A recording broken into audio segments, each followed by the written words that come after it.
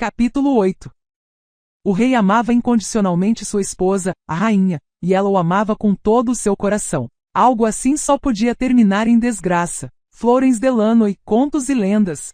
Delanoy, Florence, linguista e historiador, 1432 em Vicovaro, nos anos 1460 a 1475 foi secretário e bibliotecário na corte imperial. Incansável pesquisador de lendas e contos populares, autor de muitos estudos considerados monumentos da língua e da literatura antigas das regiões do norte do império. Entre suas obras mais importantes estão Mitos e Lendas dos Povos do Norte, Contos e Lendas, Surpresa, ou O Mito do Sangue Antigo, Saga sobre o Bruxo e Bruxa, A Eterna Procura. Desde 1476, professor na Academia de Castel Graupian, onde morreu em 1510. Effenberg Talbot, Enciclopædia Maxima Mundi, volume 4. O vento que soprava as lufadas vinha do mar, agitava as velas, trazendo um chuvisco que feria o rosto feito granizo miúdo. A água no grande canal parecia óleo agitado pelo vento, salpicado pela garoa. Passe por aqui, senhor. O barco está à sua espera.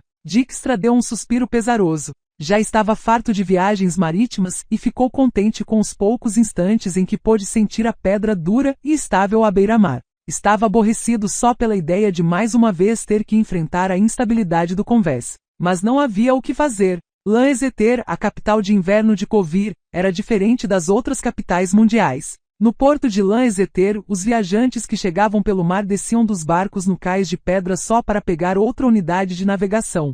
Um barco delgado movido a múltiplos remos, com proa empinada para o alto e popa de altura quase igual. Lanzeter fora construída sobre a água, na larga foz do rio Tango. Em vez de ruas, a cidade tinha canais, e toda a comunicação era feita por meio de embarcações. Cumprimentou o embaixador Redânio que esperava por ele junto da escada de embarque e em seguida foi até o barco que desatracou do cais. Os remos bateram harmoniosamente contra a água, a embarcação zarpou e ganhou velocidade. O embaixador Redânio permanecia calado. O embaixador Dijkstra pensou automaticamente. Há quantos anos a Redânia mandava embaixadores a Covir? No máximo há 120 anos. Já fazia 120 anos que Covir e Povis constituíam território estrangeiro para a Redânia. Mas nem sempre tinha sido assim. Houve séculos em que as terras localizadas no norte, junto da Baía de Praxeda, faziam parte do feudo da Redânia. Covir e Povis eram apanágios no domínio real, o como se costumava dizer na corte de Tretogor. Os sucessivos condes de apanágio eram chamados de troidenos e descendiam ou afirmavam descender do mesmo ancestral, Troiden. O tal do príncipe Troiden era irmão do rei da Redânia, Radovid, chamado posteriormente de Grande. Já na juventude, esse Troiden era um tipo asqueroso e excepcionalmente vil. Despertava medo só de pensar que ao longo dos anos evoluiria. O rei Radovid, não constituindo nenhuma exceção nessa matéria, odiava o irmão como se odeia o diabo. Por isso nomeou o conde de apanágio de Covir para se livrar dele, afastá-lo para o mais longe possível. E não havia terras mais afastadas que Covir. Formalmente o conde de apanágio Troiden era vassalo da Redânia, embora um vassalo atípico não estava sujeito a nenhum tipo de obrigação feudal. Ora, nem mesmo o cerimonioso juramento feudal ele era obrigado a fazer, apenas o que se chamava promessa de não prejudicialidade. Uns falavam que Radovid simplesmente fora misericordioso, sabendo que o apanágio de Covir no domínio real não tinha fundos suficientes nem para o tributo, nem para a servidão. Outros sustentavam que Radovid não queria nem ver o conde de apanágio, ficava com desgosto só de pensar que seu irmão poderia aparecer pessoalmente em Tretogor com o dinheiro ou ajuda militar. Ninguém sabia realmente o que acontecia, mas ficou desse jeito. A lei promulgada na época do grande rei permanecia vigente por muitos anos depois da morte de Radovid. Primeiro, o condado de Covir era vassalo, mas não precisava nem pagar, nem servir. Segundo, o apanágio de Covir constituía um bem de mão morta, e a sucessão estava na gestão exclusiva da Casa dos Troidenos. Terceiro, Tretogor não se envolvia nos assuntos da Casa dos Troidenos. Quarto, os membros da Casa dos Troidenos não eram convidados a Tretogor para as celebrações das festas nacionais.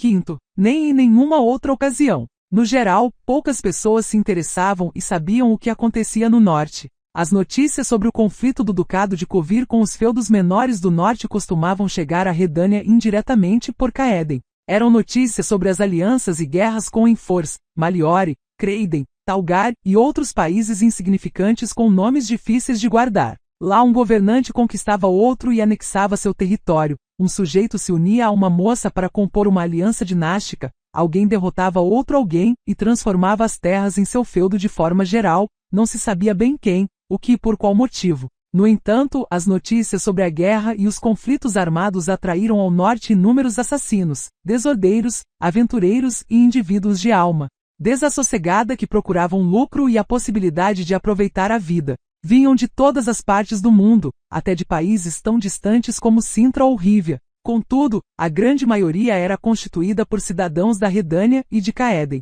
Comboios inteiros da cavalaria iam para Covir, principalmente de Caéden. Segundo um boato, um deles foi liderado pela famosa Aideen, a rebelde filha ilegítima do monarca de Caéden. Na Redânia falava-se inclusive que na corte em Ard-Carraig surgia um projeto de anexar o condado nortista e de tirá-lo do domínio da coroa Redânia. Alguém até chegou a falar sobre a necessidade de intervenção militar. Porém Tretogor declarou, de forma clara, que não estava interessado no norte. Os juristas reais concluíram que a regra da reciprocidade continuava vigente, portanto o apanágio de Covir não estava sujeito a nenhum tipo de deveres perante a coroa, e então a coroa não tinha obrigação de prestar auxílio a Covir, até porque Covir nunca clamara por nenhum tipo de ajuda. Entretanto, Covir e Povis tornaram-se mais fortes e poderosos em consequência das guerras no norte, embora poucas pessoas soubessem disso naquela época. Um dos sinais mais nítidos do poder crescente do norte era o aumento da exportação. Por décadas falava-se que a única riqueza daquela terra era areia e água do mar. A piada ressurgiu quando a produção das vidrarias e salinas de Covir praticamente monopolizou o mercado mundial de vidro e sal. Contudo, embora centenas de pessoas usassem copos com a marca das vidrarias de Covir e salgassem a sopa com o sal de Povis, na mente humana continuavam sendo países muito longínquos, inacessíveis, agrestes e inóspitos, e acima de tudo, diferentes. Na Redânia e em Caéden, em vez de dizer vá para o inferno, dizia-se vá para Povis. Se vocês não estão satisfeitos trabalhando aqui, então vão para Covir, dizia o mestre aos artífices teimosos. Aqui as regras de Covir não valem, gritava o professor, em debate com os alunos insolentes. Vá para Povis. Dar conselhos, vociferava o agricultor para o filho que se queixava da coivara, e do escarificador herdado do bisavô. Quem não aceita a antiga e estabelecida ordem do mundo, que vá para Covir. Os que faziam essas declarações começaram então a pensar com mais calma, a refletir, e notaram enfim que na verdade não havia obstáculos que interditassem o caminho para Covir e Povis. Mais uma onda migratória dirigiu-se para o norte. Assim como a anterior, era composta de gente excêntrica, insatisfeita e inconformada. Mas dessa vez não eram desordeiros revoltados com a vida que não se encaixavam em nenhum lugar. Pelo menos não constituíam a maioria. Estudiosos que acreditavam naquela teoria seguiram para o norte, embora as tais teorias fossem consideradas infundadas e loucas. Seguiram-se técnicos e construtores convencidos, apesar da opinião geral, de que era possível construir máquinas e aparelhos inventados pelos estudiosos. Seguiram-se feiticeiros para quem o uso da magia para erigir quebra-mares não constituía nem despeito nem sacrilégio. Seguiram-se comerciantes para quem a perspectiva de aumentar as vendas ultrapassava as fronteiras fixas, estáticas e míopes do risco. Seguiram-se agricultores convencidos de que até as piores terras podiam ser transformadas em campos férteis e criados convencidos de que era possível encontrar espécies que se adaptassem bem a qualquer clima. Seguiram-se também, para o mesmo rumo, mineiros e geólogos para quem a severidade das rudes montanhas e rochas de Covir constituía um sinal inequívoco de riquezas subterrâneas, já que na superfície havia tanta pobreza, pois a natureza amava o equilíbrio. Embaixo havia riquezas. Passou-se um quarto de século, e Covir extraía tantos minerais quanto a Redânia, a Edir e Caéden juntos. No âmbito da extração e do processamento de minério de ferro, Covir perdia apenas para Marrakech. Contudo, transportes de metais usados para fazer ligas metálicas saíam de Covir rumo a Marrakech. Covir e Povis eram responsáveis por um quarto da extração mundial de prata, níquel, chumbo, estanho e zinco, por metade da extração de cobre e cobre nativo,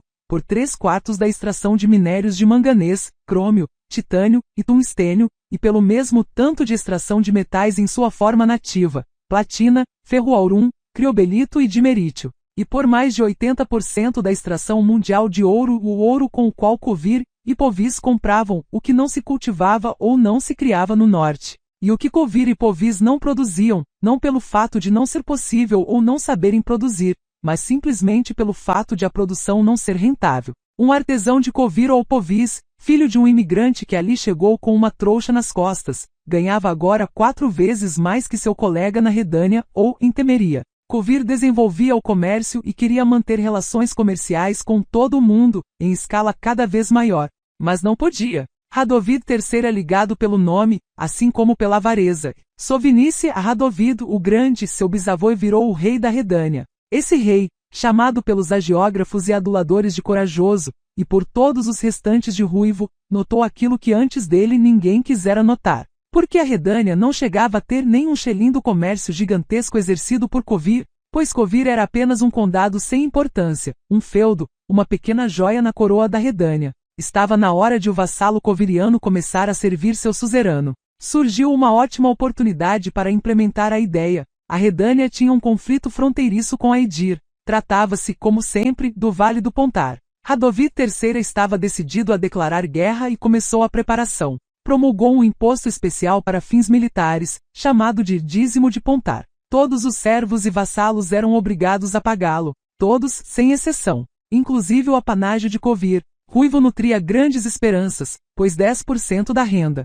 de Covir era um ótimo negócio. Os deputados redânios foram até Ponte Vanis, então, uma mera cidadezinha protegida por uma paliçada de madeira. Quando voltaram, comunicaram notícias surpreendentes a Ruivo. Ponte Vanis não era uma cidade pequena como imaginavam. Era enorme, a capital de verão do reinado de Covir, cujo governante, o rei Gedovius, enviava ao rei Radovid a seguinte resposta: o reinado de Covir não é vassalo de ninguém. As pretensões e reivindicações de Tretogor são desprovidas de razão e baseiam-se numa lei que nunca entrou em vigor. Os reis de Tretogor jamais foram suzeranos dos governantes de Covir, pois os governantes de Covir, o que é fácil de verificar nos anais, nunca pagaram tributo a Tretogor, nunca prestaram assistência militar e, o mais importante, nunca foram convidados a participar de celebrações em festas nacionais ou de qualquer outro tipo de celebração. Gedovius, o rei de Covir, lamenta, os deputados comunicaram, mas não pode considerar o rei Radovid senhor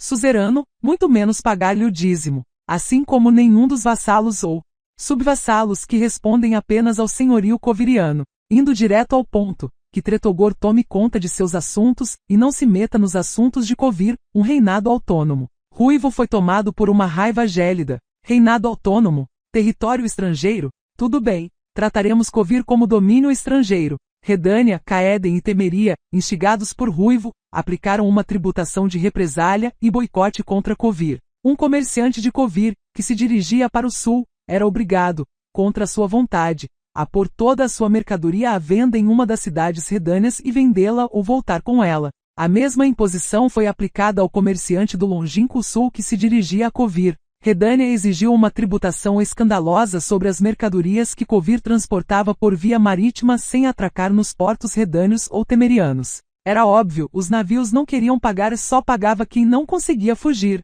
Nessa brincadeira de gato rato logo ocorreu um incidente. Um navio de patrulha redâneo tentou prender um mercante coviriano, chegaram 2 fragatas covirianas e o patrulheiro foi incendiado. Houve vítimas. O limite foi extrapolado. Radovid o Ruivo decidiu dar uma lição de moral a um vassalo desobediente. O exército de 4.000 soldados da Redânia forçou o rio Braa, e o corpo expedicionário de Caéden entrou em Caingor. Após uma semana, 2.000 sobreviventes redâneos forçavam o Braa no sentido contrário, e os miseráveis sobreviventes do corpo de Caéden arrastavam-se para casa pelos montes desnudos. Assim ficou claro porque era de grande utilidade o ouro dos montes do norte.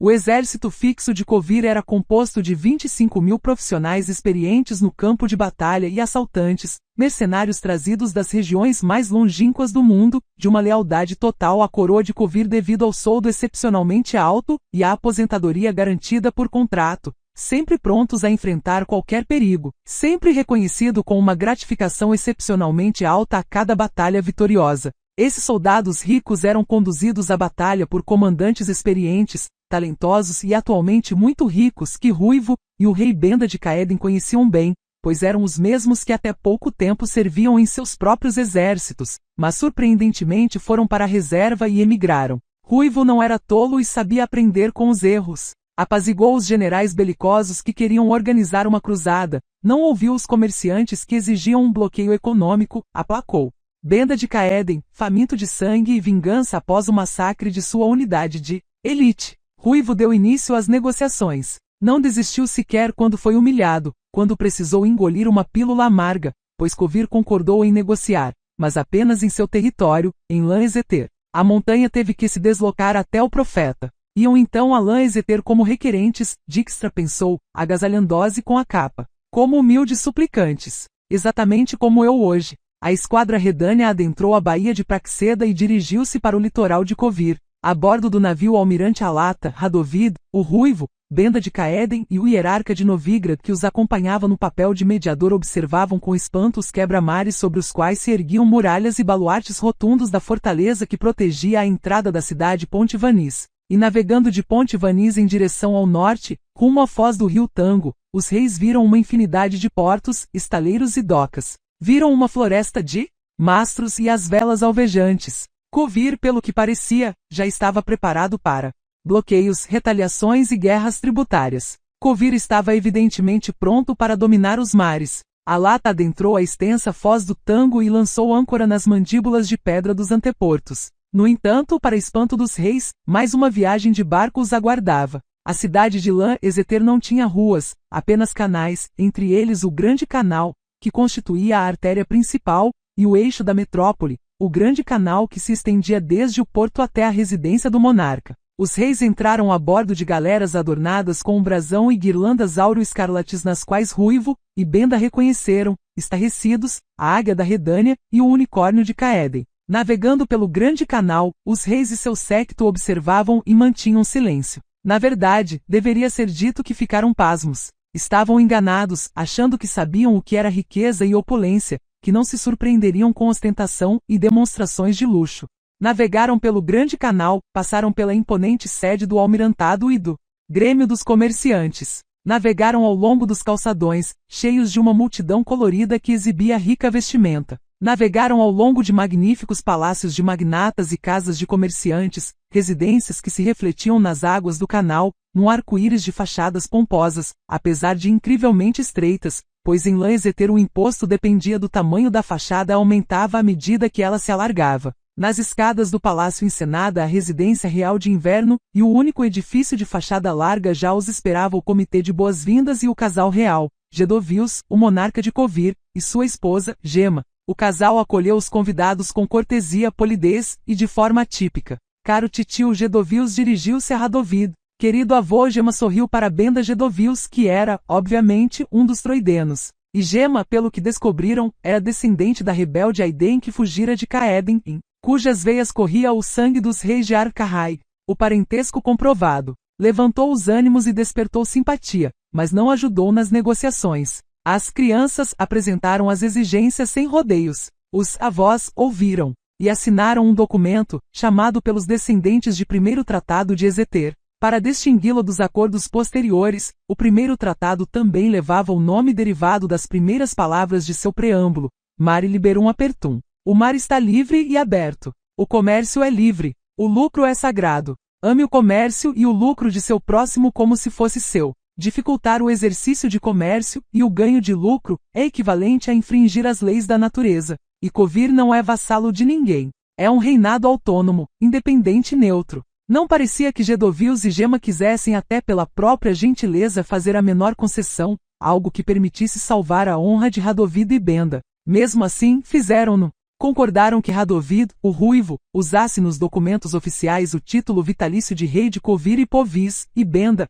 o título vitalício de rei de Caingor e Maliore. Claro, sob a condição de non prejudicando. Gedovius e Gema reinaram durante 25 anos. O ramo real dos troidenos extinguiu-se com seu filho Gerrar. Foi então que Esteril Thyssen, o fundador da casa dos Tessenidas, subiu ao trono de Kovir. Em pouco tempo, os reis de Kovir, ligados por laços de sangue com todas as outras dinastias do mundo, seguiam irrevogavelmente os tratados de Ezeter. Nunca se metiam nos assuntos dos vizinhos. Nunca levantavam dúvidas sobre a sucessão alheia, embora muitas vezes os acontecimentos históricos fizessem que o rei ou o príncipe de Kovir tivesse todos os motivos para se considerar sucessor legal do trono da Redânia, de Aedir, Caeden, Cidaris, ou até de Verden ou Rívia. O poderoso Kovir nunca tentou anexar nem conquistar outros territórios, não mandou canhoneiras armadas. em catapultas nem balistas para águas territoriais alheias. Nunca usurpou o privilégio de domínio sobre as ondas. Covir satisfazia-se com mar liberum apertum, o mar livre e aberto para o comércio. Ele professava a santidade do comércio e do lucro, e uma neutralidade absoluta, inabalável. Dijkstra levantou a gola de castor do sobretudo, protegendo a nuca do vento e das lancinantes gotas de chuva. Olhou ao redor, desperto dos pensamentos. A água no grande canal parecia negra, sob a bruma e a cerração, até o edifício do almirantado, que constituía o orgulho de Lanzeter, parecia um quartel. Até as casas dos comerciantes perderam a opulência costumeira e suas estreitas fachadas pareciam mais estreitas do que o normal. Ou talvez sejam, droga, mais estreitas, pensou Dijkstra. Se o rei esterado aumentou o imposto, os pães duros dos burgueses podem ter estreitado as casas. Sua Excelência, essas condições pestilentas continuam há muito tempo? Perguntou para interromper o silêncio.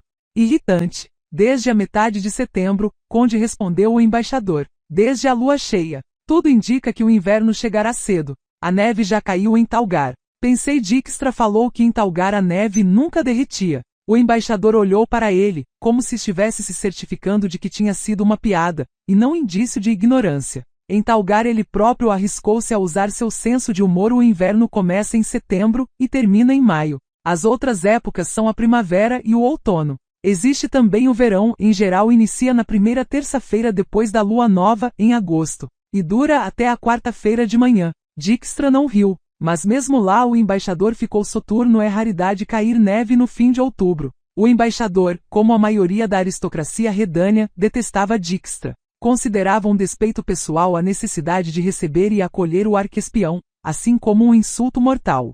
Fato de o Conselho de Regência delegar a Dijkstra as negociações com Covir, não a ele próprio. Incomodava-lhe que ele de Ruyter, do ramo mais famoso da família de Ruyter onde havia 8 gerações, precisasse conferir um título a esse arrivista e ordinário. Mas, por ser um diplomata experiente, conseguia esconder o ressentimento com maestria. Os remos subiam e submergiam na água harmoniosamente, o barco deslizava fácil pelo canal. Acabaram de passar o minúsculo, mas excepcionalmente requintado Palácio da Cultura e da Arte. Vamos ao Ensenada? Sim, Conde, confirmou o embaixador. O ministro das Relações Exteriores ressaltou que queria vê-lo imediatamente após sua chegada, por isso estou levando-o direto para o Ensenada. Já à noite mandarei um barco até o palácio, pois gostaria de recebê-lo no jantar. Sua Excelência me perdoe, interrompeu Dijkstra, mas os deveres não me permitirão aceitar o convite. Tenho muitos assuntos a tratar e o tempo é curto. Preciso dispor dele a custo. Dos prazeres.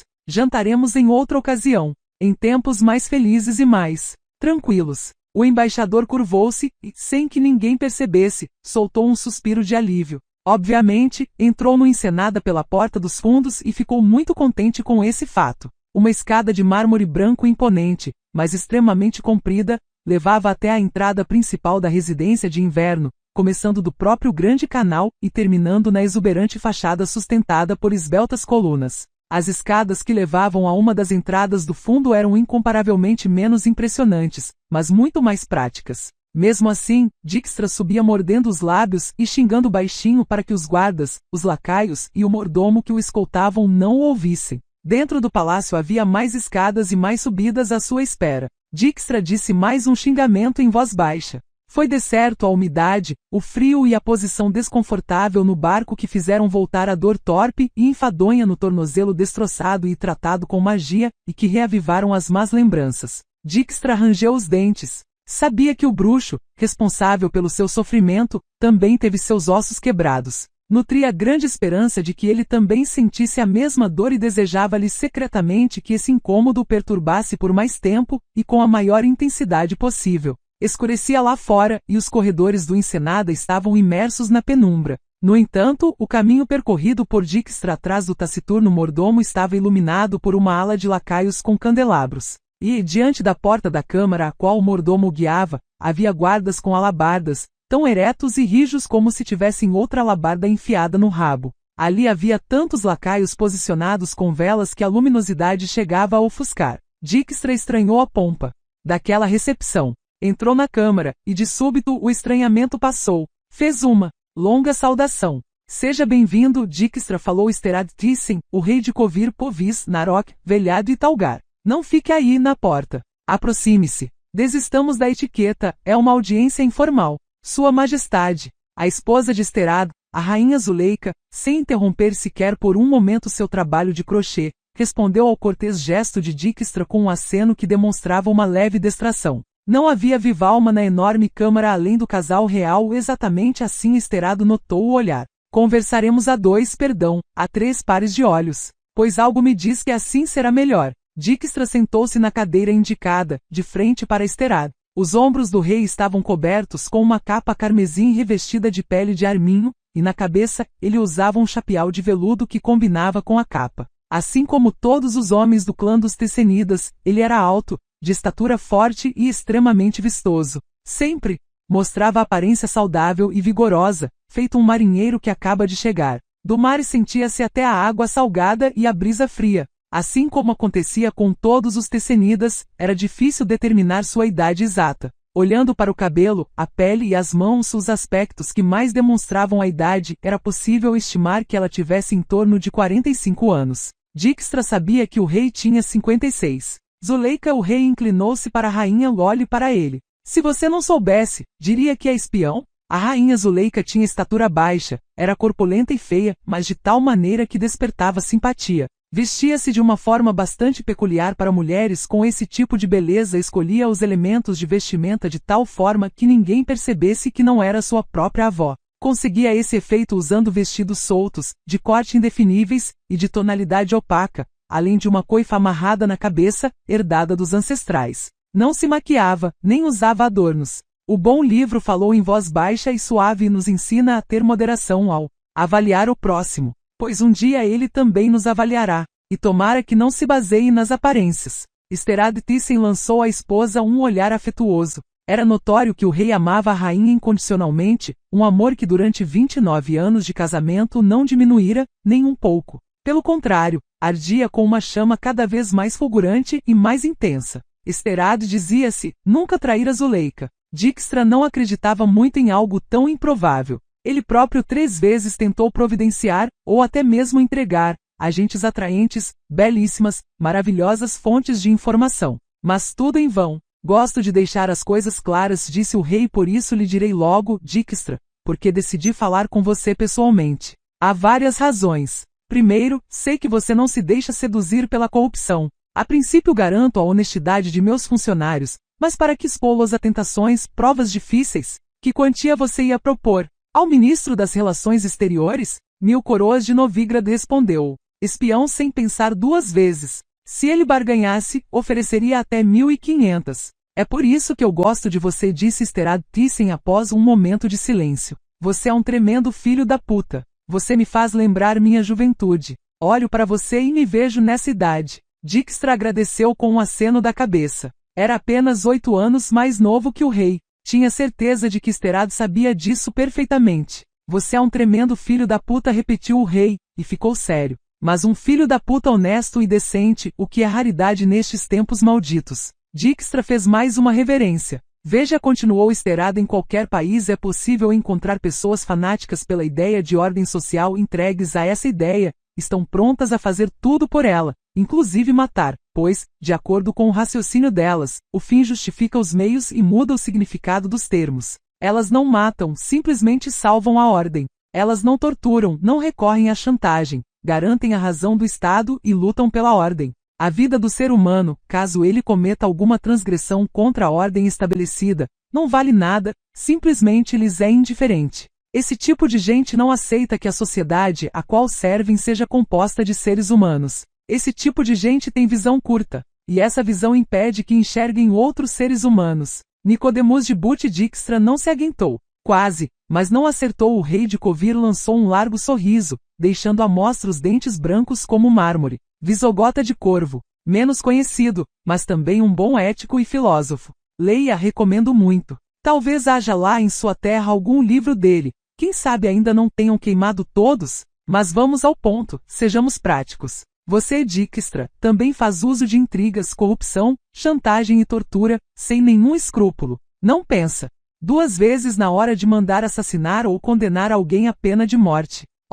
Fato de fazer tudo isso em nome do reinado ao qual serve fielmente não é justificativa, e em minha percepção não o torna mais simpático. Pelo contrário, quero que saiba disso. O espião acenou com a cabeça em sinal de confirmação. No entanto, você é, como se fala, um filho da puta decente, continuou Sterad. E por isso eu gosto de você e o respeito, e por isso lhe concedi esta audiência particular. Pois você, Dijkstra, mesmo com milhões de oportunidades, nunca fez absolutamente nada em nome de seus interesses e não roubou nem um xelim do tesouro do Estado. Nem meio xelim. Olhe, Zuleika, estou enganado ou ele corou? A rainha ergueu a cabeça por cima do trabalho de crochê. Os justos serão reconhecidos por sua modéstia, citou uma passagem do bom livro, embora soubesse que no rosto do espião não aparecera nenhum traço de rubor. Tudo bem, disse Sterad. Vamos ao ponto. Está na hora de passar aos assuntos de Estado. Zuleika, ele atravessou o mar, movido pela obrigação patriótica. A Redânia, sua pátria, está em perigo, tomada pelo caos após a morte do rei Vizimir. Quem governa a Redânia é um bando de aristocratas idiotas que se intitulam Conselho de Regência. Esse bando, minha Zuleika, não fará nada pela Redânia. Diante do perigo, fugirão ou se entregarão a bajular o imperador Nilfgaardiano, esfregando-se, feito cachorros, em seus sapatos revestidos de pérolas. Esse bando despreza Dijkstra, pois é espião, assassino, oportunista e ordinário. Mas foi Dijkstra que atravessou o mar para salvar a Redânia, demonstrando quem estava preocupado com o país. Sterad Thyssen ficou calado e depois bufou, cansado com o discurso. Ajeitou o chapéu carmesim de pele de arminhos que deslizou levemente por cima de seu nariz. Pois é, Dijkstra retomou. Qual é o mal que corrompe seu reinado? Claro, além da falta de dinheiro? Além da falta de dinheiro, o rosto do espião estava imóvel. Agradeço a preocupação, mas todos passam bem. O rei acenou com a cabeça, o chapéu deslizou novamente sobre seu nariz e mais uma vez teve que ajeitá-lo. Entendo, continuou. E apoio a ideia. Quando se tem dinheiro, é possível comprar remédios para tratar todos os outros males. A questão é mesmo dispor do dinheiro. E vocês não têm. Se tivessem, você não estaria aqui. Meu raciocínio está correto? Perfeitamente. E de quanto vocês precisam? De pouco. 1 milhão de bezantes. Isso é pouco? Sterad Thyssen segurou o chapéu com as duas mãos, num gesto exagerado. Isso é pouco? Ai! Para sua majestade, balbuciou o espião, essa quantia é apenas uma bagatela. Bagatela? O rei soltou o chapéu e ergueu as mãos para o teto. Ai! 1 milhão de bezantes é uma bagatela. Você ouviu, Zuleika, o que ele falou? E você sabe, Dijkstra, que ter 1 milhão e não ter 1 milhão, os dois juntos dá 2 milhões. Eu compreendo que você e Filipa Ilhart estão procurando, às pressas e fervorosamente, um plano para se defender de Nilfgaard, mas o que vocês querem, então? Comprar todo o Nilfgaard?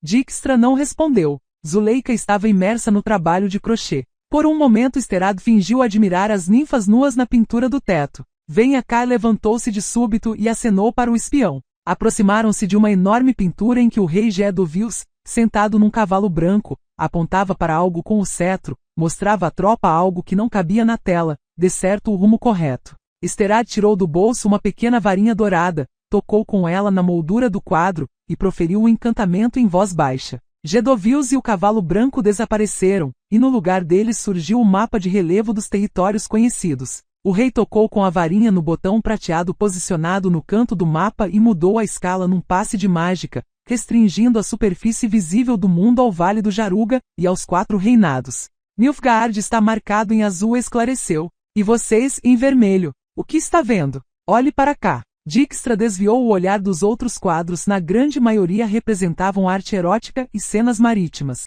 Estava curioso para saber qual deles era uma camuflagem mágica para outro famoso mapa de Sterad, aquele que ilustra o sistema de inteligência militar e comercial de Kovir, uma rede inteira de informantes, pessoas chantageadas, confidentes, contatos operacionais, subversores, assassinos de aluguel, agentes em licença e residentes legais. Sabia da existência desse mapa e fazia muito tempo tentava chegar até ele. Vocês são os vermelhos, repetiu Sterad Thyssen. Uma visão preocupante, não é? De fato é. Dijkstra concordou em pensamento. Nos últimos tempos via muitos mapas estratégicos, mas agora, no mapa de relevo de Sterad, a posição parecia ainda pior. Os quadradinhos azuis formavam terríveis mandíbulas de um dragão, prontas para pegar e destroçar os pobres quadradinhos vermelhos. Sterad-Thyssen olhou em volta à procura de algo que pudesse servir como um ponteiro para o mapa, e finalmente tirou da panóplia mais próxima uma espada ornamentada. Nilfgaard atacou Líria e Aedir, declarando como casus belli o ataque contra o forte fronteiriço de Glevt-Zingen. Começou a falar, apontando com a espada os pontos no mapa. Não vou inquirir quem realmente atacou Glevt-Zingen e sob qual disfarce. Considero também absurdas as suposições sobre a quantidade de horas ou dias que a ação armada de Enlir antecipou o empreendimento análogo de Aedir e Temeria. Deixo isso para os historiadores. Estou mais interessado na situação atual e no que acontecerá amanhã. Neste momento, Nilfgaard está estacionado em Dioel Angra e Aedir, protegido por um estado tampão com o domínio élfico em Dioel Blatana, que limita com essa parte de Aedir e que, para dizer de maneira ilustrativa, o rei Encel de Caeden arrancou dos dentes de Enlir e devorou ele próprio. Dijkstra não comentou. Deixo também aos historiadores a avaliação moral da ação do rei Encelt, retomou Sterad. Mas só com uma olhada no mapa dá para ver que, com a anexação da Marca do Norte, Encelt barrou o caminho de Enlir ao Vale do Pontar. Protegeu o flanco de Temeria, e o da Redânia também. Deveriam agradecer-lhe. Eu agradeci, murmurou Dijkstra, mas não publicamente. Estamos recebendo o rei Demaven de Aedir em Tretogor, e seu julgamento moral do ato praticado por Encelt é bastante preciso. Costuma expressá-lo por meio de palavras curtas e sonoras. Imagino o rei de Covir acenou com a cabeça. Deixemo-lo por um momento e olhemos para o sul, para o rio Jaruga. Com o ataque em Dioel Angra, Enlir assegurou o flanco, entrando simultaneamente num acordo separatista com Foltesteltel de Temeria. Contudo, logo após terminar a ação militar em Aedir, o imperador quebrou o pacto e lançou um ataque contra Bruges e Soden. Foltesteltel ganhou 2 semanas de paz com suas negociações covardes. Exatamente 16 dias. E hoje é o dia 26 de outubro. É de fato. No entanto, a situação para o dia 26 de outubro apresenta-se da seguinte forma: Bruges e Soden conquistados, as fortalezas de Hasvan e Maena tomadas, o exército temeriano derrotado na Batalha de Maribor, afastado para o norte. Maribor está cercado. Hoje de manhã ainda conseguia resistir, mas agora já é noite. Dijkstra. Maribor vai resistir. Os Nilfgaardianos não conseguiram nem fechar o cerco. É verdade. Foram longe demais, estenderam excessivamente as linhas de abastecimento, estão deixando os flancos perigosamente desprotegidos. Interromperão o cerco antes do inverno. Vão se retirar para mais perto do Jaruga e encurtarão a frente. Mas o que acontecerá na primavera, Dijkstra? O que acontecerá quando a grama surgir sob a neve? Aproxime-se. Olhe o mapa. Dijkstra olhou. Olhe o mapa, repetiu o rei. Eu lhe direi o que Enlir Var-Emreis fará. Na primavera começará uma ofensiva numa escala nunca vista. Antes, afirmou Cartia Van Canten, ajeitando seus cachos dourados diante do espelho. Ah, eu sei que não é uma informação assim tão sensacional. Até a mulherada que lava a roupa nos poços da cidade vive fuxicando sobre a ofensiva da primavera. A Ciri Varanaid, hoje excepcionalmente nervosa e impaciente, conseguiu não perguntar à moça por que ela a importunava com bobagens. Mas conhecia Cantarela. Se Cantarela começava a falar algo, então tinha algum motivo, e costumava encerrar suas declarações com alguma conclusão. Contudo, eu sei um pouco mais que a plebe, retomou Cantarela. Vatier me contou tudo, como ocorreu a reunião com o imperador. Além disso, trouxe consigo uma pasta cheia de mapas. Quando ele dormiu, olhei o material. Quer que eu continue? Claro que sim, a Ciri semi-cerrou os olhos. Por favor, continue, minha querida. O ataque principal será dirigido contra Temeria. Primeiro a fronteira delineada pelo rio Pontar, a linha Novigrad vizinha Elander, atacará a tropa a meio, sob o comando de Menno Coeorn. O flanco será protegido pelo grupo do Exército Leste, que atacará o Vale do Pontar e Caeden desde Aedir. Caeden? A Ciri levantou as sobrancelhas. Será então que na hora de dividir as conquistas a frágil amizade chegará ao fim? Caeden constitui um perigo para o flanco direito. Cartia Van Canten mordeu levemente o lábio carnudo. Seu rosto de boneca contrastava com as sábias palavras sobre estratégia militar. O ataque será preventivo. O papel das unidades isoladas do grupo da tropa leste será prender o exército do rei Encelt e fazê-lo desistir da ideia de providenciar eventual ajuda à Temeria. No oeste, retomou a Loura, o grupo especial Verden lançará um ataque com a tarefa de dominar Cidaris e bloquear Novigrad, Gorsvelen e Vizin, pois o Estado-Maior precisa cercar essas 3 fortalezas. Você não mencionou os sobrenomes dos comandantes dos 2 grupos militares. Ardal Aepdai no comando do grupo Leste Cantarela lançou um leve sorriso, e Joaquim de Veto no comando do grupo Verden. Aciri levantou as sobrancelhas. Interessante, falou. 2 príncipes zangados com Enlir por ter retirado suas filhas dos planos matrimoniais. Nosso imperador é ora ingênuo demais, ora extremamente esperto. Se Enlir tem algum conhecimento sobre o complô dos príncipes, disse Cantarela, não conseguiu com Vatier essa informação. Vatier não lhe disse nada. Continue. A ofensiva vai ser conduzida numa escala até agora desconhecida. No total, contando com as unidades nas linhas da frente, reservas, tropas auxiliares e retaguarda, mais de 300.000 pessoas participarão da operação. E elfos, claro. E quando começará? A data ainda não foi determinada. A questão mais importante é, em tendência, o que implica a viabilidade das estradas, e ninguém consegue prever quando terminará o inverno. Vatier falou sobre mais o quê? Queixou-se, coitado. Cantarela lançou um sorriso. O imperador brigou com ele e deu uma bronca na presença de terceiros. E outra vez o motivo foi o misterioso sumiço de Stefan Selen e de toda a sua unidade.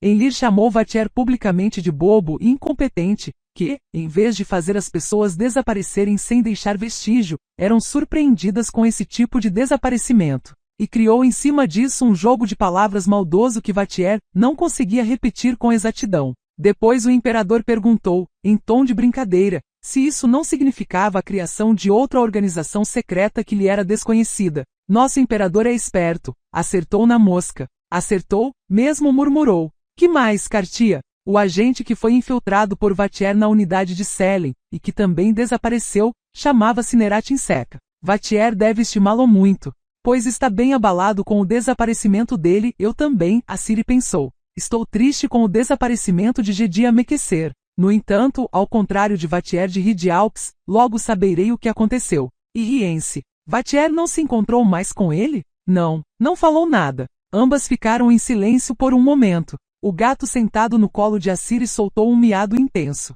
Senhora Aciri. Pois não, Cartia? Terei que fazer o papel de amante tola por muito tempo ainda? Queria voltar a estudar, dedicar-me à pesquisa científica. Não, falta pouco, interrompeu Aciri. Só mais um pouco. Aguente, filha. Cantarela suspirou. Terminaram a conversa e despediram-se. Aciri Varanaída espantou o gato da poltrona e outra vez leu a carta de Fringila Vigo, que estava em Toussaint. Ficou pensativa, pois era inquietante. Transmitia nas entrelinhas algum conteúdo que Aciri podia pressentir, embora não compreendesse. Já passara de meia-noite quando Aciri Varanaída, a feiticeira nilfgaardiana, ligou megascópio e iniciou a telecomunicação com o Castelo Montecalvo, na Redânia.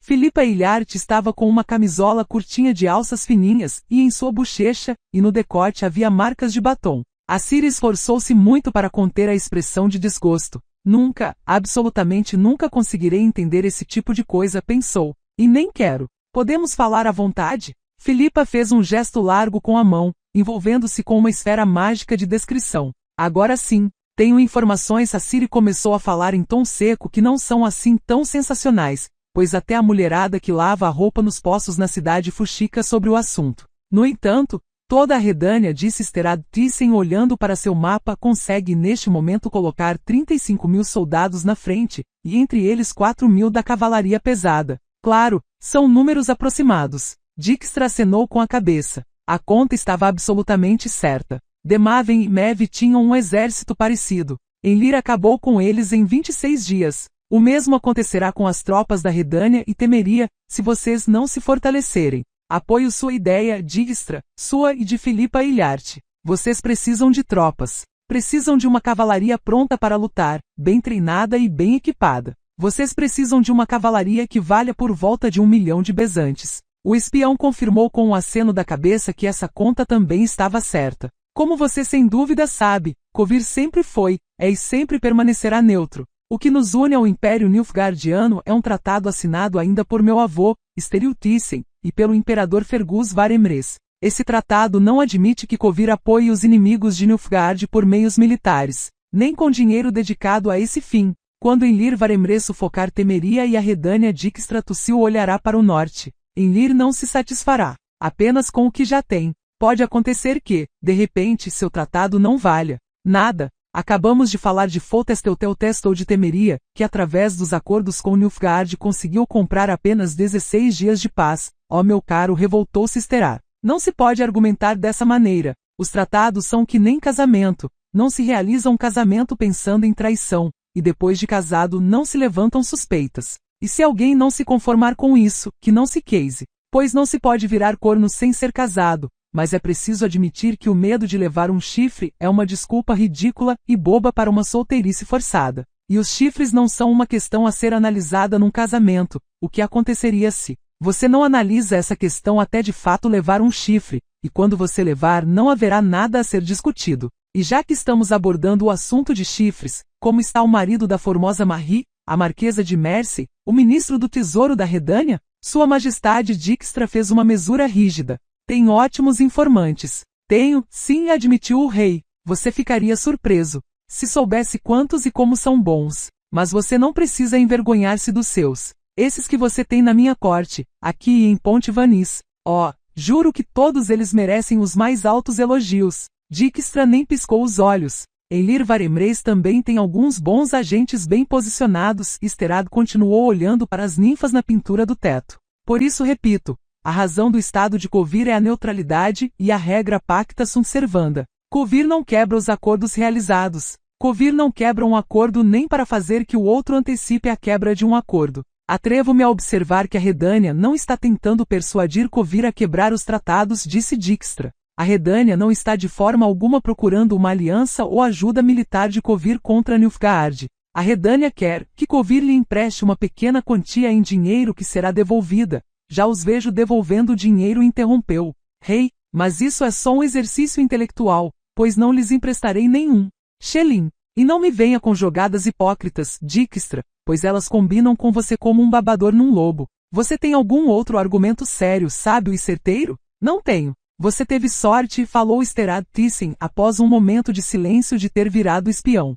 Não faria sucesso no comércio. Desde os primórdios do mundo, todos os casais reais tinham aposentos separados. Os reis visitavam os aposentos das rainhas com uma frequência indeterminada. E de vez em quando as rainhas faziam visitas inesperadas aos dormitórios dos reis. Após os encontros, os cônjuges voltavam às próprias câmaras e leitos. O casal real de Covir constituía a exceção nesse aspecto. Esther Thyssen e Zuleika dormiam sempre juntos no mesmo aposento, no mesmo leito enorme, com um dossel enorme. Antes de adormecer, Zuleika punha os óculos, que não usava em público por vergonha, e costumava ler seu bom livro. Esther Thyssen costumava discursar. Essa noite não. Foi diferente. Esther vestiu a touca de dormir e pegou o cetro na mão. Gostava de segurar o cetro e brincar com ele. Oficialmente não o fazia, pois temia que os súditos o considerassem pretensioso. Zuleika, tenho tido sonhos estranhos ultimamente. Já pela enésima vez seguida aparece em meus sonhos a bruxa da minha mãe. Fica diante de mim e repete: achei uma esposa para Tancredo, achei uma esposa para Tancredo. E me mostra uma moça simpática, mas muito nova. E você sabe, Zuleika, quem é essa menina? É Ciri, a neta de Calante. Você se lembra de Calante, Zuleika? Lembro, meu querido esposo. Ciri é essa que em Lir Varemres supostamente quer esposar. Esther continuou falando, brincando com o cetro. Um matrimônio esquisito, surpreendente. Como diabos seria então a candidata à esposa de Tancredo? Tancredo precisava de uma esposa. A voz de Zuleika ficou levemente alterada, como ficava sempre que falava do filho. Talvez sossegasse e enfim. Talvez, suspirou Esther. Duvido, mas quem sabe. De qualquer forma, o casamento seria uma oportunidade. Essa Ciri, Covir e Sintra, o delta do Jaruga. Isso me soa bem, muito bem. Daria uma boa aliança, uma boa coligação. Mas se Enlir está atrás dessa pequena, por que então ela aparece em meus sonhos? E por que diabos eu sonho com essas bobagens? Na noite do equinócio, você se lembra, quando também a acordei. BRRR, que pesadelo foi aquele? Felizmente não consigo me lembrar dos detalhes. Será que deveria chamar algum astrólogo? Ou adivinho? Um médium? A senhora Sheala de Tancarville está em Lanzeter. Não, o rei franziu o senho. Não quero essa bruxa. É sábia demais. Está surgindo uma nova Filipa Ilharte de meu lado. Essas mulheres sábias apreciam demais o poder. Não se pode conquistá-las com privilégios e intimidades. Como sempre, você tem razão, meu esposo. Mas esses sonhos... Bom livro. Zuleika virou algumas páginas. Diz que, quando uma pessoa adormece, os deuses abrem seus ouvidos e falam com ela. E o profeta Lebioda ensina que num sonho aparece ora uma grande sabedoria, ora uma grande tolice. A arte está na habilidade de reconhecer isso. O casamento de Tancredo com a noiva de Enlir não parece ser um ato de grande sabedoria, Esterhazy suspirou. E se estamos falando em sabedoria, então ficaria muito contente se ela se derramasse sobre mim nos sonhos. Trata-se do assunto abordado aqui por Dijkstra. Trata-se de um assunto muito sério. Você vê, minha amada Zuleika, o juízo não deixa se alegrar quando Nilfgaard prossegue com um ímpeto cada vez maior para o norte, e a qualquer momento estará prestes a ocupar Novigrad. De lá, tudo, inclusive nossa neutralidade, parece completamente diferente do que no longínquo sul. Seria bom, portanto, que a Redânia e a Temeria parassem a ofensiva de Nilfgaard e afastassem o invasor de volta para a outra margem do Jaruga. Mas seria bom que o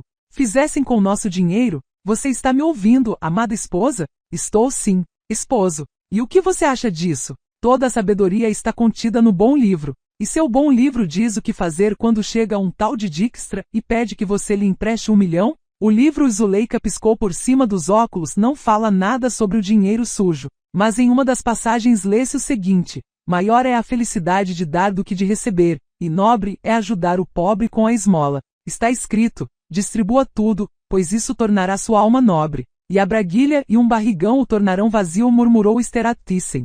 Zuleika, será que além das passagens sobre a distribuição dos bens e esmolas o livro contém algum tipo de sabedoria que trate dos negócios? O que o livro fala, por exemplo, de trocas equivalentes? A rainha ajeitou os óculos e começou a folhear rapidamente o incunábulo. O que se oferecer aos deuses é o que será retribuído, leu. Esterhazy permaneceu calado por um longo instante. E talvez disse, alongando as sílabas, se alguma outra coisa. Zuleika voltou a folhear o livro. Achei algo entre as sabedorias do profeta Lebioda e disse de repente. Quer que eu leia? Leia, por favor. O profeta Lebioda diz, auxilie o pobre com uma esmola, mas em vez de lhe dar a melancia inteira, dê-lhe metade da melancia, para que o pobre não perca o juízo tomado pela felicidade. A metade da melancia. Esterhazy Thyssen enervou-se. Quer dizer 500 mil de bezantes. E você sabe, Zuleika, que possuir 500 mil de bezantes e não ter 500 mil de bezantes no total dá 1 milhão inteiro. Você não deixou que eu acabasse, Zuleika, reprovou o marido com um olhar severo lançado por cima dos óculos. O profeta continua dizendo, mas melhor ainda é dar 1/4 da melancia ao pobre. E o melhor de tudo é fazer que outrem dê a melancia ao pobre. Pois vos digo que sempre haverá alguém que esteja em posse de uma melancia e esteja prestes a dividi-la com um pobre, não por ser nobre, mas por esperteza ou algum outro motivo. O rei de Covir bateu o cetro contra o criado mudo. Deveras, esse profeta Lebioda era um verdadeiro espertalhão. Em vez de dar, fazer que outrem dê? Gostei disso, essas palavras são como música para meus ouvidos. Investigue mais a sabedoria desse profeta, minha amada Zuleika. Tenho certeza de que descobrirá algo que me permitirá resolver o problema da Redânia e das tropas que quero organizar com meu dinheiro. Zuleika folheou o livro por muito tempo até começar a ler. Um dia um aluno do profeta Lebioda disse-lhe, ensine-me, mestre, como agir, pois um próximo meu desejou ficar com meu cão preferido. Se eu lhe entregar meu cão favorito, meu coração arrebentará de tristeza. E se eu não lhe der o cão, estarei infeliz, pois magoarei meu próximo com minha recusa. O que devo fazer? O profeta perguntou. Você tem algo que ame menos que seu cão favorito? O aluno respondeu.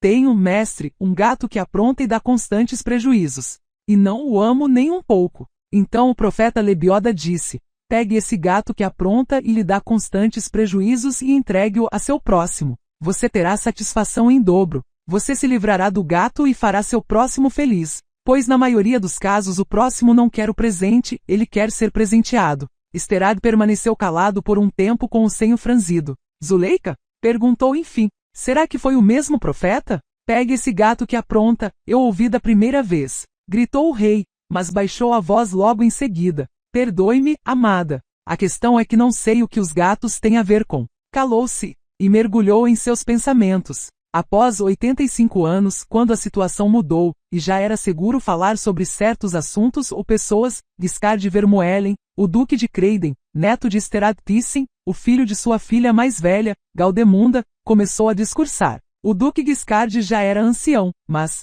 guardava bem na memória os acontecimentos que testemunhara. Foi exatamente o duque Guiscard que revelou de onde surgiu o 1 milhão de bezantes com os quais a Redânia equipou a cavalaria para a guerra contra Nilfgaard. Esse 1 milhão não provinha, como se achava, do tesouro de Covir. Provinha do tesouro do hierarca de Novigrad. Guiscard revelou que Esterad Thyssen conseguiu o dinheiro de Novigrad pelas ações nas companhias de comércio ultramarino fundadas na época. Tratava-se de um paradoxo, pois essas companhias eram criadas mediante a cooperação ativa com os comerciantes nilfgaardianos. Constava, então, das revelações do Duque Ancião que de algum modo o próprio Nilfgaard pagou para organizar as tropas redâneas. Meu avô falava algo sobre melancias, sorrindo astuciosamente lembrava Guiscard Vermuellen. Dizia que sempre haveria alguém disposto a presentear um pobre, mesmo se fosse por esperteza. Dizia também que se o próprio Nilfgaard contribuía para tornar o exército redâneo mais forte, aumentar sua capacidade de luta, então não tinha o direito de reclamar dos outros, se eles agissem da mesma maneira. E depois disso continuou o ancião, o avô chamou meu pai, que na época era o chefe do serviço secreto, e o ministro do interior. Ficaram assustados quando souberam que tipo de ordem tinham que cumprir, pois tratava-se de liberar mais de 3.000 pessoas dos exílios, das prisões e dos campos de internação. Mais do que 100 teriam a prisão domiciliar extinta. Não se tratava apenas de bandidos, simples criminosos ou mercenários. O ato de clemência abrangeu principalmente os dissidentes. Entre aqueles a quem se concedeu indulgência havia os partidários do abolido rei RHYD e os seguidores do usurpador ID, seus guerrilheiros fanáticos, e não só os que lutavam com a boca. A maioria havia sido presa por subversão, atentados, revoltas à mão armada. O ministro do interior estava apavorado. E meu pai, inquieto. Quanto ao avô, ele ria como se fosse a maior piada, lembrava Guiscard Vermuellen. E depois falou o seguinte, eu me lembro direitinho. Uma pena, senhores, que não leiam o bom livro antes de dormir. Se vocês lessem, entenderiam as ideias de seu monarca. Por isso, cumprirão as ordens sem entender. Mas não se preocupem sem motivo e em demasia, seu monarca sabe o que faz. E agora, então, vão e soltem todos os meus gatos que aprontam e causam prejuízos. Foi exatamente o que ele disse, os gatos que aprontam e causam prejuízos. E tratava-se de futuros heróis comandantes que ganharam glória e fama, o que ninguém, na época, poderia suspeitar. Os futuros famosos mercenários, Adam Adiel Pangrat, Lorenzo Mola, Juan Frontino Gutierrez e Júlia Abatemarco, que se tornou célebre na Redânia pelo apelido de Doce Pateta. Esses eram os gatos de meu avô. Vocês jovens não se lembram disso, mas na minha época, quando brincávamos de guerra, todos os meninos queriam ser Adiel Pangrat, e todas as meninas, Júlia, Doce Pateta. E para o avô eles eram gatos, que causavam prejuízos. Depois o avô pegou em minha mão, balbuciava Guiscard Vermuellen e me levou até o terraço de onde a avó Zuleika alimentava as gaivotas. O avô disse. O ancião tentava, devagar, e com grande dificuldade, lembrar-se das palavras que o rei Esterad Thyssen proferira 85 anos antes a sua esposa, Rainha Zuleika, no terraço do palácio Ensenada que dominava sobre o grande canal.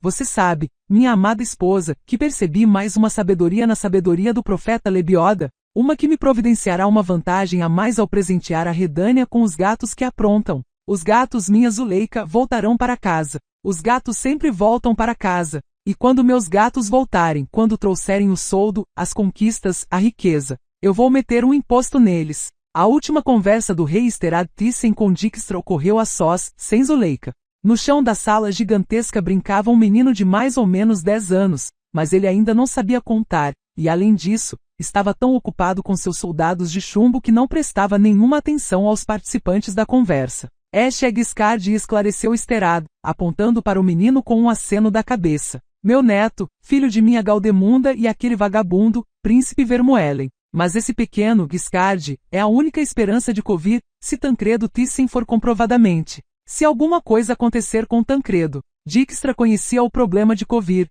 e o problema pessoal de Esterad. Sabia que algo já havia acontecido com Tancredo. O rapaz, se tinha alguma capacidade de ser rei, acabaria sendo um rei muito mau. Seu assunto já está praticamente resolvido, falou Esterad. Você já pode começar a pensar em como usar da forma mais efetiva 1 milhão de bezantes, que logo estará no tesouro de Tretogor. Inclinou.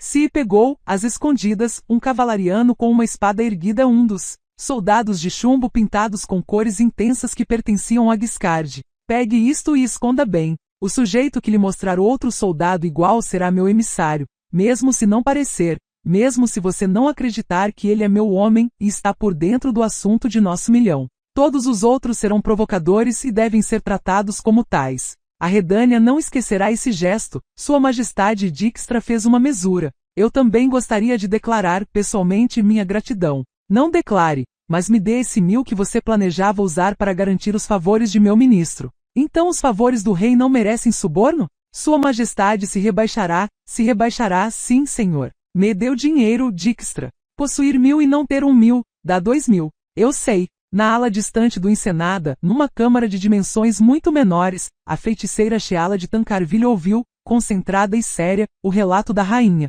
Zuleika. Excelente, acenou com a cabeça. Excelente, Sua Majestade. Fiz tudo do jeito que a senhora aconselhou. Agradeço por isso. E asseguro de novo que agimos em boa causa, para o bem do país e da dinastia. A rainha Zuleika tossiu e sua voz ficou levemente alterada. E Tancredo, senhora Sheala. Dei minha palavra, falou Sheala de Tancarville com frieza. Dei minha palavra que retribuirei sua ajuda com minha ajuda. Sua Majestade pode dormir com calma. Queria muito, suspirou Zuleika. Muito mesmo. Mas quanto ao assunto dos sonhos, o rei começa a suspeitar de algo. Acha os sonhos estranhos, e quando o rei acha algo estranho, começa a ficar desconfiado. Então pararei de lhe enviar sonhos por algum tempo, prometeu a feiticeira. No entanto, voltando a seu sonho, repito, pode ficar tranquila. O príncipe Tancredo se livrará da má companhia. Não frequentará mais o castelo do barão Surkratace. Nem se encontrará com a senhora de Lisemore, nem com a embaixatriz da Redânia.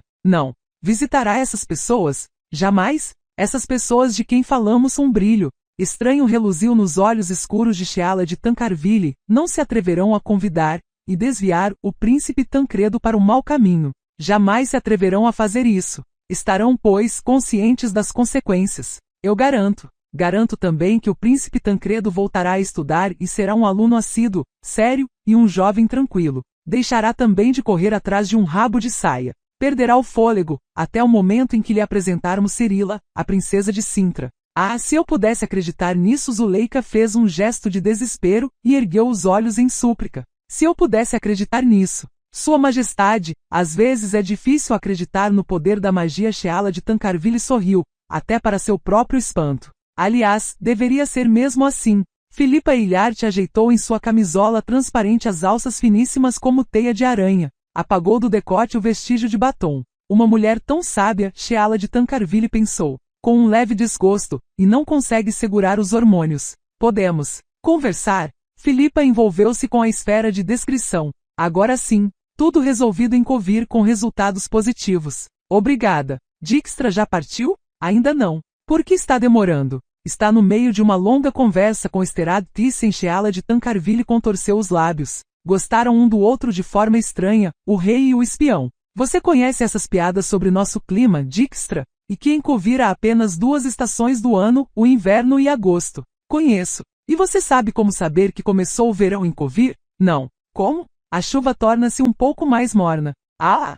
São piadas, disse Esterad Thyssen em tom sério, mas esses invernos que começam cada vez mais cedo e duram cada vez mais me preocupam um pouco. Isso já apareceu nas profecias. Você deve ter lido a profecia de Itlina? Ali se diz que haverá décadas de frio incansável. Alguns afirmam que se trata de alguma alegoria, mas eu me preocupo um pouco. Em Covir tivemos, uma vez, 4 anos de frio, chuva e nenhuma safra. Se não tivéssemos importado em grande escala alimentos de Nilfgaard, as pessoas teriam começado a morrer de fome. Você imagina isso? Sinceramente não. E eu imagino sim. O esfriamento do clima pode nos matar de fome. A fome é um inimigo contra o qual é extremamente difícil lutar. O espião acenou com a cabeça, pensativo. Dijkstra, Sua Majestade, você já conseguiu apaziguar o país internamente? Não muito, mas estou tentando. Eu sei, falam muito sobre isso. Daqueles que traíram em Taned, apenas Vilgefortes permaneceu vivo. Depois da morte de Yennefer, sim.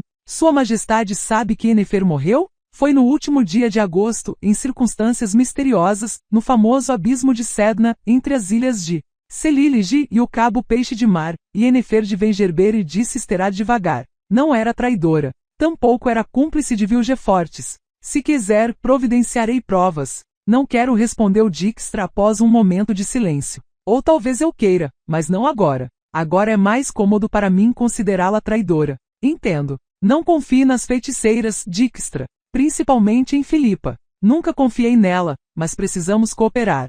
Sem nós a Redânia será tomada por caos e sucumbirá. É verdade. Mas se posso aconselhar algo, pegue leve. Você sabe do que estou falando. Cada falsos e salas de tortura em todo o país, atrocidades cometidas contra os elfos. E esse terrível forte, Drakengor. Eu sei que você faz isso por patriotismo, mas está adquirindo uma fama. Você será retratado como um lobisomem que se embebeda de sangue inocente. Alguém precisa fazer isso. E alguém terá que pagar o preço. Sei que está tentando ser justo, mas não evitará erros, pois não há como evitar.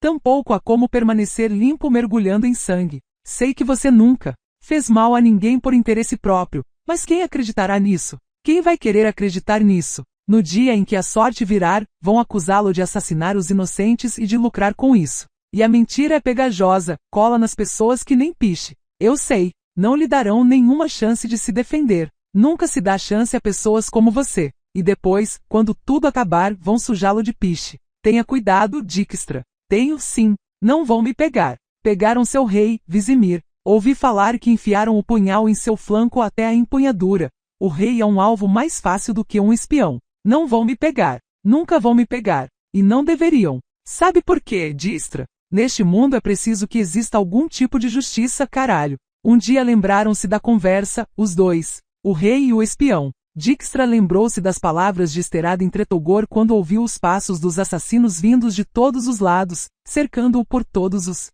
corredores do palácio. Sterad lembrou-se das palavras de Dijkstra nas suntuosas escadas de mármore que levavam do Ensenada ao grande canal. Poderia ter lutado os olhos embaçados, cegos de Giscard e Vermoelen estavam perdidos no abismo da memória. Havia apenas 3 assassinos, e o avô era um homem forte. Poderia ter lutado, se defendido até o momento em que os guardas chegassem. Ou simplesmente poderia ter fugido. Mas a avó Zuleika estava lá. O avô protegia e defendia Zuleika, apenas Zuleika, não se importava consigo mesmo. Quando por fim chegou a ajuda, Zuleika não havia levado nem o menor arranhão.